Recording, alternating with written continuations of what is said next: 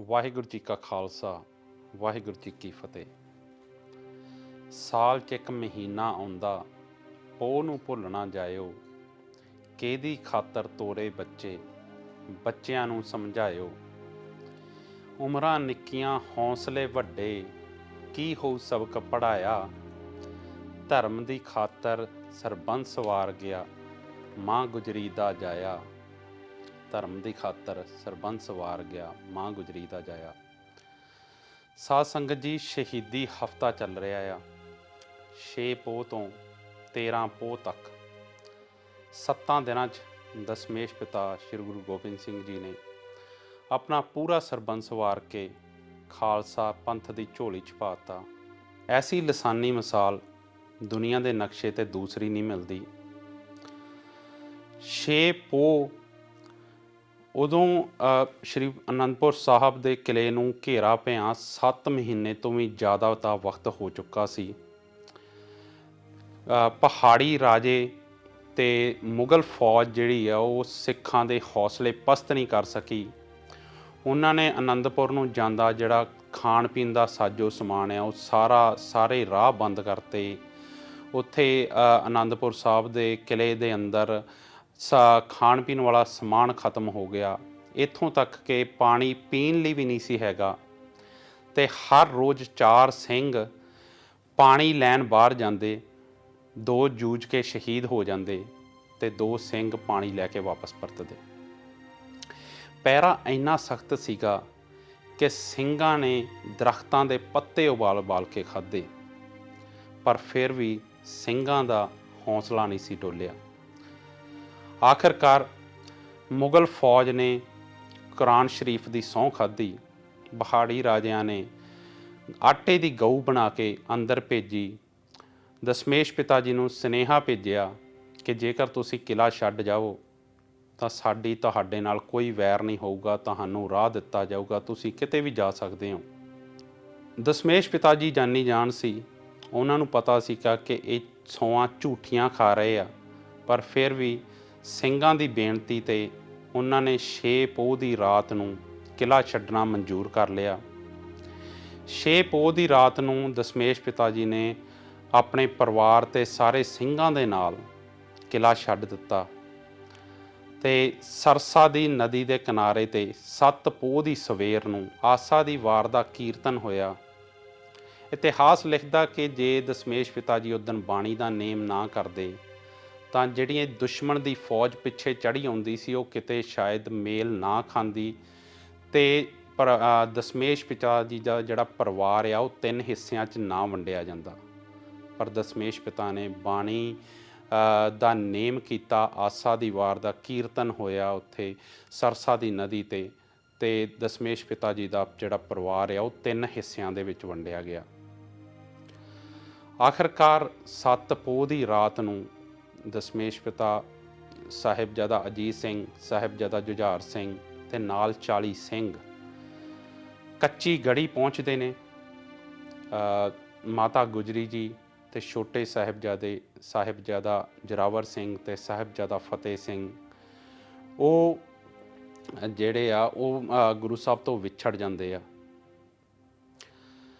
7 ਪੋਹ ਅਤੇ 8 ਪੋਹ ਦੀ ਦਰਮਿਆਨੀ ਰਾਤ ਦੇ ਬਾਰੇ ਅੱਲਾ ਯਾਰ ਖਾਂ ਕੁਛ ਕੁ ਸਤਰਾਂ ਲਿਖਦਾ ਆ।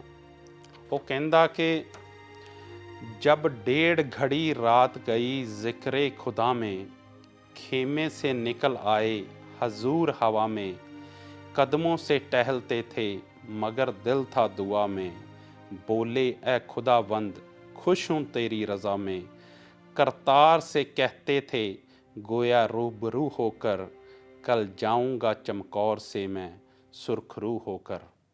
ਦਸਮੇਸ਼ ਪਿਤਾ ਜੀ ਜਾਨੀ ਜਾਣ ਸਨ।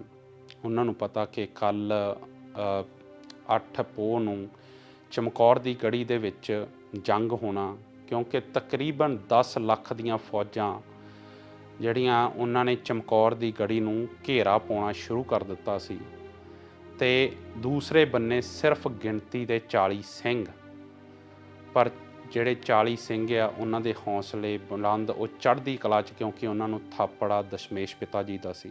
ਆਖਿਰਕਾਰ 8 ਪੋਹ ਦਾ ਦਿਨ ਚੜ੍ਹਦਾ ਤੇ 10 ਲੱਖ ਦੀਆਂ ਜਿਹੜੀਆਂ ਮੁਗਲ ਫੌਜਾਂ ਆ ਉਹ ਕੱਚੀ ਗੜੀ ਨੂੰ ਘੇਰਾ ਪਾ ਲੈਂਦੀਆਂ ਆ। ਤੇ ਕੱਚੀ ਗੜੀ ਦੇ ਵਿੱਚ, ਚਮਕੌਰ ਦੀ ਗੜੀ ਦੇ ਵਿੱਚ ਜੰਗ ਹੁੰਦੀ ਆ 40 ਸਿੰਘਾਂ ਦੀ ਤੇ 10 ਲੱਖ ਮੁਗਲ ਫੌਜ ਦੀ। 8 ਪੋਹ ਦੇ ਦਿਨ ਸਾਹਿਬਜ਼ਾਦਾ ਅਜੀਤ ਸਿੰਘ ਗੁਰੂ ਦਾ ਥਾਪੜਾ, ਦਸ਼ਮੇਸ਼ ਪਿਤਾ ਦਾ ਥਾਪੜਾ ਲੈ ਕੇ ਰਣ ਵਿੱਚ ਉਤਰਦੇ ਨੇ ਤੇ ਹਜ਼ਾਰਾਂ ਨੂੰ ਮੌਤ ਦੇ ਘਾਟ ਉਤਾਰਨ ਤੋਂ ਬਾਅਦ ਆਪ ਸ਼ਹਾਦਤ ਦਾ ਜਾਮ ਪੀ ਜਾਂਦੇ ਨੇ।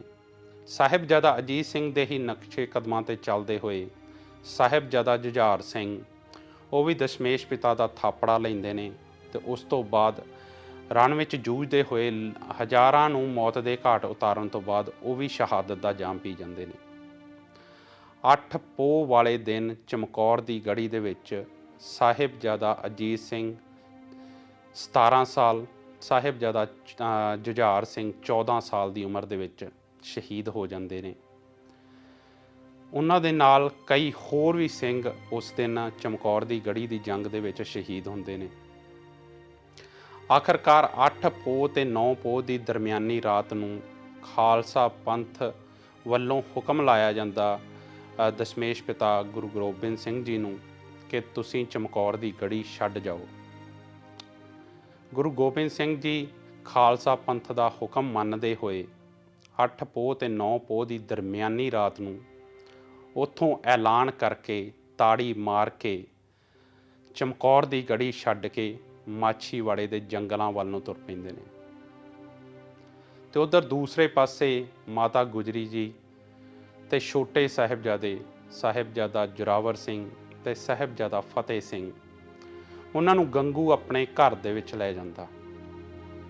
8 ਪੋਹ ਦੀ ਰਾਤ ਨੂੰ ਮਾਤਾ ਜੀ ਤੇ ਛੋਟੇ ਸਾਹਿਬਜ਼ਾਦੇ ਗੰਗੂ ਦੇ ਘਰ ਰਹਿੰਦੇ ਨੇ।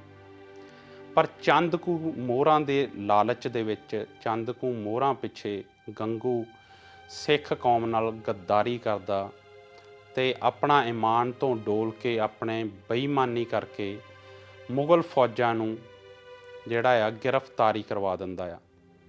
9 ਪੋਹ ਦੀ ਸਵੇਰ ਨੂੰ ਮਾਤਾ ਜੀ ਤੇ ਛੋਟੇ ਸਾਹਿਬਜ਼ਾਦਿਆਂ ਦੀ ਗ੍ਰਿਫਤਾਰੀ ਹੁੰਦੀ ਆ ਤੇ ਉਹਨਾਂ ਨੂੰ ਸੂਬਾ ਸਰਹੰਦ ਦੀ ਕਚਹਿਰੀ, ਵਜ਼ੀਰ ਖਾਨ ਸੂਬਾ ਸਰਹੰਦ ਦੀ ਕਚਹਿਰੀ 'ਚ ਪੇਸ਼ ਕਰਨ ਲਈ ਸਰਹੰਦ ਲਿਆਂਦਾ ਜਾਂਦਾ। 10 ਪੋਹ, 11 ਪੋਹ ਤੇ 12 ਪੋਹ ਦੀ ਰਾਤ ਮਾਤਾ ਜੀ ਤੇ ਛੋਟੇ ਸਾਹਿਬਜ਼ਾਦੇ ਠੰਡੇ ਬੁਰਜ 'ਚ ਕੱਟਦੇ ਨੇ। ਅੱਤ ਦੀ ਠੰਡ ਵਾਲੇ ਦਿਨ ਉਹਨਾਂ ਰਾਤਾਂ, ਅੱਤ ਦੀਆਂ ਸੀਤ ਰਾਤਾਂ ਜਿਹੜੀਆਂ ਆ ਉਹ ਮਾਤਾ ਜੀ ਤੇ ਛੋਟੇ ਸਾਹਿਬਜ਼ਾਦੇ ਠੰਡੇ ਬੁਰਜ 'ਚ ਕੱਟਦੇ ਨੇ। 10 ਪੋਹ, 11 ਪੋਹ ਤੇ 12 ਪੋਹ 3 ਦਿਨ ਸੂਬੇ ਦੀ ਕਚਹਿਰੀ ਦੇ ਵਿੱਚ ਛੋਟੇ ਸਾਹਿਬਜ਼ਾਦਿਆਂ ਨੂੰ ਲਿਜਾਇਆ ਜਾਂਦਾ ਤੇ ਉਹਨਾਂ ਨੂੰ ਵੱਡੇ ਵੱਡੇ ਲਾਲਚ ਦਿੱਤੇ ਜਾਂਦੇ ਆ, ਮੌਤ ਦੇ ਡਰਾਵੇ ਦਿੱਤੇ ਜਾਂਦੇ ਆ ਕਿ ਤੁਸੀਂ ਸਿੱਖ ਧਰਮ ਛੱਡ ਕੇ ਦੀਨੇ ਇਸਲਾਮ ਕਬੂਲ ਕਰ ਲਓ ਤੇ ਤੁਹਾਨੂੰ ਅਸੀਂ ਵੱਡੀਆਂ ਵੱਡੀਆਂ ਵਜ਼ੀਰੀਆਂ ਦੇਵਾਂਗੇ, ਨਹੀਂ ਤਾਂ ਤੁਹਾਨੂੰ ਸ਼ਹੀਦ ਕਰ ਦਿੱਤਾ ਜਾਊਗਾ। ਪਰ ਸਾਹਿਬਜ਼ਾਦਾ ਜ਼ੋਰਾਵਰ ਸਿੰਘ ਜਿਨ੍ਹਾਂ ਦੀ ਉਮਰ 9 ਸਾਲ ਤੇ ਸਾਹਿਬਜ਼ਾਦਾ ਫਤਿਹ ਸਿੰਘ ਜਿਨ੍ਹਾਂ ਦੀ ਉਮਰ 7 ਸਾਲ 3 ਦਿਨ ਲਗਾਤਾਰ ਸੂਬੇ ਦੀ ਕਚਹਿਰੀ 'ਚ ਵਜ਼ੀਰ ਖਾਨ ਨੂੰ ਮੂੰਹ ਤੋੜਵਾਂ ਜਵਾਬ ਦਿੰਦੇ ਹੋਏ ਆਪਣੇ ਹੌਸਲੇ ਤੇ ਆਪਣੇ ਵਿਸ਼ਵਾਸ 'ਤੇ ਅਟੱਲ ਰਹਿੰਦੇ ਆ ਤੇ ਉਹ ਕਹਿੰਦੇ ਕਿ ਅਸੀਂ ਦੀਨੇ ਇਸਲਾਮ ਕਬੂਲ ਨਹੀਂ ਕਰਨਾ, ਸਾਨੂੰ ਸ਼ਹਾਦਤ ਦਾ ਜਾਮ ਪੀਣਾ ਮਨਜ਼ੂਰ ਆ। ਆਖਰਕਾਰ 13 ਪੋਹ ਨੂੰ ਉਹਨਾਂ ਨੂੰ ਨੀਹਾਂ 'ਚ ਚਿਣਨ ਦਾ ਜਿਹੜਾ ਆ ਉਹ ਫਤਵਾ ਜਾਰੀ ਕਰ ਦਿੱਤਾ ਜਾਂਦਾ। ਹੁਣ ਸੋਚ ਕੇ ਦੇਖੋ ਕਿ ਇੱਕ ਦਾਦੀ ਲਈ ਆਪਣੇ ਪੋਤਰੇ ਤੋਰਨੇ ਜਿਨ੍ਹਾਂ ਨੇ ਵਾਪਸ ਮੁੜ ਕੇ ਉਹਦੇ ਕੋਲ ਨਹੀਂ ਆਉਣਾ, ਕਿੰਨਾ ਕੁ ਔਖਾ ਹੋਊਗਾ। ਪਰ ਮਾਤਾ ਗੁਜਰੀ ਜੀ 13 ਪੋਹ ਨੂੰ ਆਪਣੇ ਪੋਤਿਆਂ ਨੂੰ ਆਪਣੇ ਹੱਥੀਂ ਕਲਗੀ ਸਜਾ ਕੇ, ਆਪਣੇ ਹੱਥੀਂ ਤਿਆਰ ਕਰਕੇ ਉਹਨਾਂ ਨੂੰ ਲਾੜੀ ਮੌਤ ਨੂੰ ਵਿਆਹੁਣ ਲਈ ਤੋਰਦੇ ਨੇ। ਤੇ ਆਖਰਕਾਰ ਫਿਰ ਇੱਕ ਵਾਰ ਫਿਰ ਜਿਹੜੀ ਆ ਸੂਬੇ ਦੀ ਕਚਹਿਰੀ ਲੱਗਦੀ ਆ ਤੇ ਉੱਥੇ ਸਰਹੰਦ ਦੇ ਵਿੱਚ ਸਾਹਿਬਜ਼ਾਦਾ ਜ਼ੋਰਾਵਰ ਸਿੰਘ ਤੇ ਸਾਹਿਬਜ਼ਾਦਾ ਫਤਿਹ ਸਿੰਘ ਨੂੰ ਦੀਵਾਰ ਦੇ ਵਿੱਚ ਚਿਣਨਾ ਸ਼ੁਰੂ ਕਰ ਦਿੱਤਾ ਜਾਂਦਾ। ਤੇ ਜਦੋਂ ਜਿਹੜੀ ਉਹ ਦੀਵਾਰ ਕੀਤੀ ਜਾਂਦੀ ਆ ਉਸ ਤੋਂ ਬਾਅਦ ਉਹ ਦੀਵਾਰ ਕੁਛ ਦੇਰ ਬਾਅਦ ਡਿੱਗ ਜਾਂਦੀ ਆ ਤੇ ਸਾਹਿਬਜ਼ਾਦਾ ਜ਼ੋਰਾਵਰ ਸਿੰਘ ਤੇ ਸਾਹਿਬਜ਼ਾਦਾ ਫਤਿਹ ਸਿੰਘ ਦੋਨੇ ਬੇਸੁੱਧ ਹੋ ਕੇ ਜਿਹੜੇ ਕੰਧ ਦੇ ਥੱਲੇ ਆ ਜਾਂਦੇ ਆ, ਬੇਹੋਸ਼ ਹੋ ਜਾਂਦੇ ਆ। ਫਿਰ ਉੱਥੋਂ ਦੇ ਜਿਹੜੇ ਦੋ ਜੱਲਾਦ ਸ਼ਾਸ਼ਲ ਬੇਗ ਤੇ ਬਾਸ਼ਲ ਬੇਗ ਆਪਣੇ ਖੰਜਰਾਂ ਨਾਲ ਸਾਹਿਬਜ਼ਾਦਾ ਜ਼ੋਰਾਵਰ ਸਿੰਘ ਤੇ ਸਾਹਿਬਜ਼ਾਦਾ ਫਤਿਹ ਸਿੰਘ ਦੀਆਂ ਸਾਹ ਰਗਾਂ ਕੱਟਦੇ ਨੇ ਤੇ ਉਹਨਾਂ ਨੂੰ ਸ਼ਹੀਦ ਕਰ ਦਿੰਦੇ ਨੇ। 14 ਪੋਹ ਨੂੰ ਦੀਵਾਨ ਟੋਡਰਮੱਲ ਵੱਲੋਂ, ਮਾਫ਼ ਕਰਿਓ, 13 ਪੋਹ ਨੂੰ ਸਾਹਿਬਜ਼ਾਦਿਆਂ ਦੀ ਸ਼ਹੀਦੀ ਤੋਂ ਬਾਅਦ ਮਾਤਾ ਗੁਜਰੀ ਜੀ ਵੀ ਆਪਣੇ ਸਵਾਸ ਤਿਆਗ ਦਿੰਦੇ ਆ। ਕੁਛ ਇਤਿਹਾਸਕਾਰ ਕਹਿੰਦੇ ਨੇ ਕਿ ਮਾਤਾ ਜੀ ਨੂੰ ਵੀ ਸ਼ਹੀਦ ਕਰ ਦਿੱਤਾ ਗਿਆ।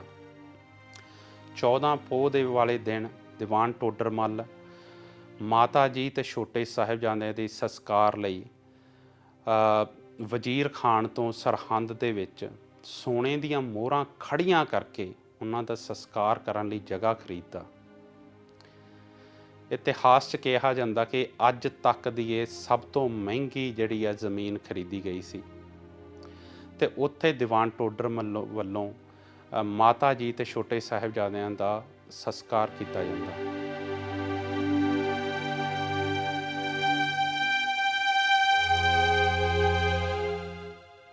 ਇਹਨਾਂ ਦਿਨਾਂ ਦੀ ਯਾਦ ਦੇ ਵਿੱਚ ਫਤਿਹਗੜ੍ਹ ਸਾਹਿਬ ਦੇ ਵਿੱਚ ਸ਼ਹੀਦੀ ਜੋੜ ਮੇਲਾ ਹਰ ਸਾਲ ਲੱਗਦਾ ਤੇ ਉਹ ਜਿਹੜਾ ਸ਼ਹੀਦੀ ਸਥਾਨ ਹੈ ਛੋਟੇ ਸਾਹਿਬਜ਼ਾਦਿਆਂ ਦਾ, ਉੱਥੇ ਹਾਜ਼ਰੀਆਂ ਭਰਨ ਦੁਨੀਆ ਤੋਂ ਵੱਖਰੇ ਵੱਖਰੇ ਕੋਨਿਆਂ ਤੋਂ ਸਿੱਖ ਹਰ ਸਾਲ ਪਹੁੰਚਦੇ ਆ। ਇਹਨਾਂ 7 ਦਿਨਾਂ ਦੇ ਵਿੱਚ ਜੋ ਕੁਛ ਵੀ ਵਾਪਰਿਆ, ਐਸੀ ਮਿਸਾਲ, ਐਸੀ ਕੁਰਬਾਨੀ ਦੁਨੀਆ ਦੇ ਇਤਿਹਾਸ ਤੇ ਦੂਸਰੀ ਨਹੀਂ ਮਿਲਦੀ। ਇਸ ਕਰਕੇ ਇੰਡੋਜ਼ ਟੀਵੀ ਦੀ ਇਹ ਬੇਨਤੀ ਆ ਕਿ ਇਸ ਇਤਿਹਾਸ ਨੂੰ ਆਪਣੇ ਬੱਚਿਆਂ ਤੱਕ ਜ਼ਰੂਰ ਪਹੁੰਚਾਓ। ਦਸਮੇਸ਼ ਪਿਤਾ ਦੀ ਕੁਰਬਾਨੀ ਨੂੰ ਉਹਨਾਂ ਨੇ ਆਪਣਾ ਸਰਬੰਸ ਵਾਰ ਕੇ ਸਿੱਖ ਕੌਮ ਦੀ ਝੋਲੀ ਪਾਤਾ। ਉਸ ਕੁਰਬਾਨੀ ਨੂੰ ਆਪਣੇ ਬੱਚਿਆਂ ਨੂੰ ਜ਼ਰੂਰ ਦੱਸੋ, ਆਪਣੇ ਬੱਚਿਆਂ ਨੂੰ ਉਹਨਾਂ ਸਥਾਨਾਂ ਦੇ ਦਰਸ਼ਨ ਕਰਾਓ,